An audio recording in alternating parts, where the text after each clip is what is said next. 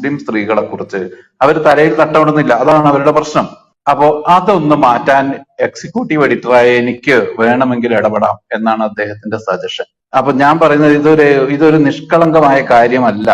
ഇതൊരു political cultural project ആണ് ഇസ്ലാമിസത്തിന്റെ. അതിന്റെ ഭാഗമായി വന്നിട്ടുള്ളതാണ്. രണ്ടാമത്തെ കാര്യം, സൗദി അറേബ്യയിലെ കിങ് അബ്ദുൽ അസീസ് യൂണിവേഴ്സിറ്റിയിലേക്ക് ജമാഅത്തെ ഇസ്ലാമി എഴുതിയ ഒരു കത്തിന്റെ പകർപ്പ് ഒരു ഘട്ടത്തിൽ എന്റെ കയ്യിൽ വന്നിട്ടുണ്ട്. ആ കത്തിൽ പറയുന്നത്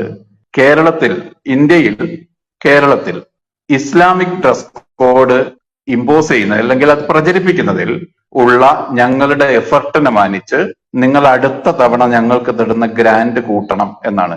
ഞാൻ ഉത്തരവാദിത്വത്തോടു കൂടി പറയാണ്, ഇതൊരു ആഗോള പ്രോജക്റ്റാണ്. ഇസ്ലാമൈസേഷന്റെ പാൻ ഇസ്ലാമിസത്തിന്റെ ഭാഗമായുള്ള ആഗോള പ്രോജക്റ്റാണിത്. അപ്പൊ അതിനെ അത്ര നിഷ്കളങ്കമായി നിങ്ങൾ കാണരുത്. വ്യക്തികളുടെ ചോയ്സ് എന്നോ അങ്ങനെ പറഞ്ഞ് കാണാൻ